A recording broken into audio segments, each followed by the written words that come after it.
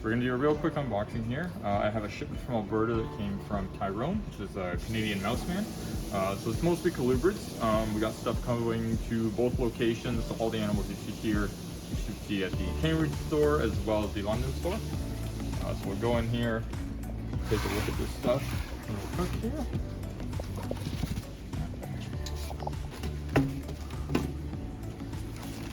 So, first up here, have a couple Brazilian rainbow boas. We haven't had these guys in a while. Not as many available wholesale these days, so we're lucky to be able to get a few, and Tyrone's been producing a couple different types as well. These are just the standards, but I know he works with hypos and the patternless Colombians and stuff as well. A little more humidity than some of the other boas. Temperament can be hit and miss, but they can be worked with pretty easily. Sometimes they're a little bit nippy when they're young, but they usually grow out of that if you work with them. And we'll just open up the other one here and just give you a quick peek. Patterns are a little different. And under some good lighting, which you don't really have right now, you'll see a lot of the iridescence, which is where their name comes from. That kind of rainbow sheen under the right lighting. Okay, and then we got some, I don't know if these guys are going to be grumpy or not, but we'll find out. These are, oh yeah, there we go. These are Texas rat snakes. Very similar look to your corn snakes, a little more attitude. For those who enjoy that, just giving the camera a smile there. So we got, I think, 3 or 4 of those guys there. All relatively similar.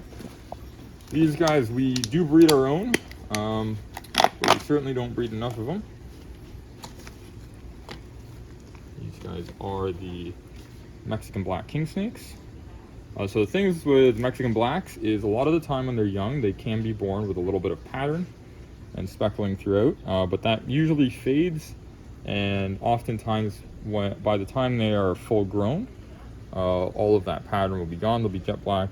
Sometimes they retain a little white under their chin there, even as adults, but that's about it. So, and sometimes they get some red on the belly too, which is kind of interesting as well.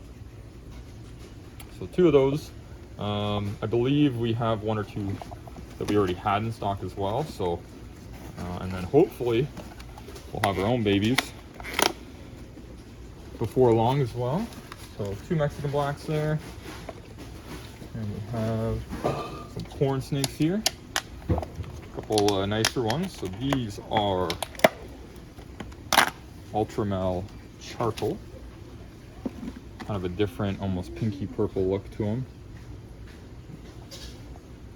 These are nice light tones. They look really, really nice as adults. And yeah, so I think we got 2 of every type of corn snake that we received here, and I think there's 4 types there. Back in. Another Ultramel charcoal there.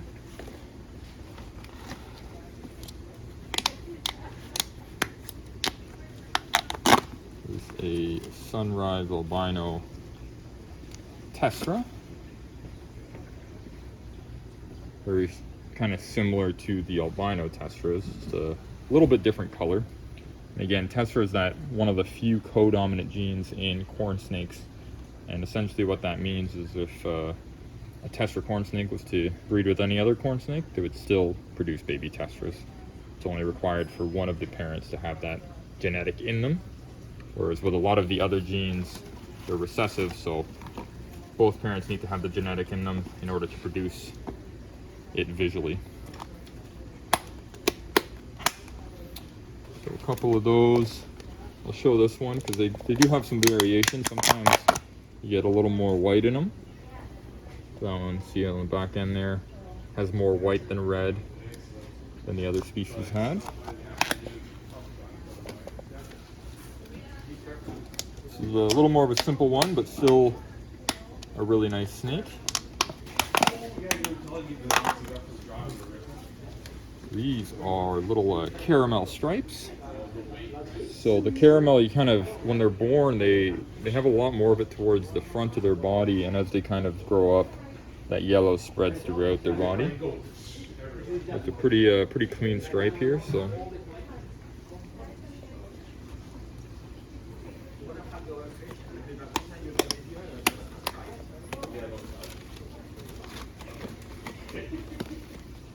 Okay. All right. What else we have? This is one actually, don't believe we had this genetic combination before, so something a little different. This is a lava Aztec. So lava is, it's not a gene we really have much of in our own breeding collection, but it just gives it that kind of red coat. And then the Aztec is this kind of jumbled up pattern. Now this is a line bred trait, so we have an Annery Aztec as an example that has that going throughout the whole body. And typically the goal is to breed Aztecs with other Aztecs and to get more and more of that pattern kind of jumbled up. And I've seen it kind of zigzag or kind of do this, so you got all sorts of cool stuff, but a little different than the classic corn snake pattern.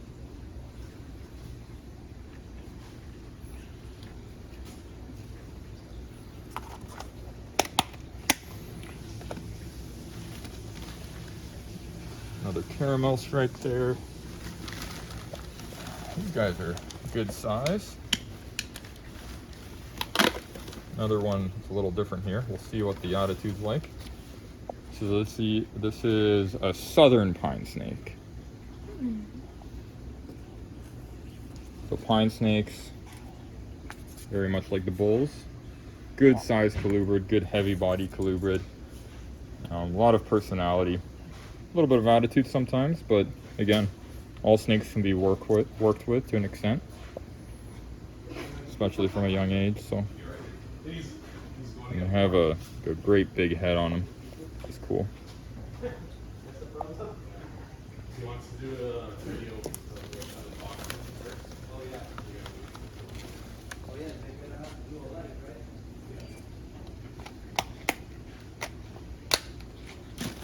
So, two of those southern pines, they look pretty similar, so don't show them both. These are a really cool one. We've never had these, so save them to last. I don't know a ton about them. They're relatively, simple care and everything, but just something a little different. So these are Mexican night snakes. Kind of a really interesting colubrid. It has a lot of that similar kind of corn snake pattern, but the color's different and the eyes are what's really cool. I don't know if we can get a real focus on them there because this one wants to move around quite a bit. But they have this super small dilated pupil, and it just looks really strange compared to a lot of the snakes you'll normally see. Good enough. And then they don't have, the checkered belly like a corn snake does. And I believe we're looking at 3 feet, maybe 4. I have to double check on that though. Again, this is the one we've had before, so if you want a unique snake, this is the way to go. And they're an easy snake to care for. If you know how to take care of a corn snake or a king or any other colubrid, you pretty much know how to take care of these guys, so it's not too much different. Oh, maybe a little smarter though. See if I can outsmart it. Very long tail. And then another one in there. So I got 2, one for each store again, so you'll see both there. And yeah, again, I want to give a shout out to Tyrone and for wholesaling some of his animals. I know he can sell a lot of these retail pretty easily, so definitely appreciate him sending me some down. We waited quite a few months for the weather to warm up to get these guys. Next up is going to be a fish unboxing. We're actually getting a fish shipment today. Some of it just walked through the door here. We're waiting for the other half of it. So following this video, you should see that. And then after that, hopefully some plants because we're getting low. So it's time to do another good sized plant order for both the tissue cultures as well as the tank stuff. And I think that's it for now. We got some reptile expos coming up again.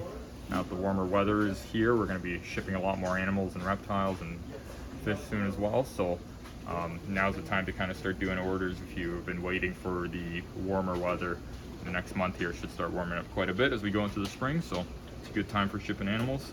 And other than that, just keep an eye out for our Facebook page and the emails for all the other new arrivals as well. And thanks for watching.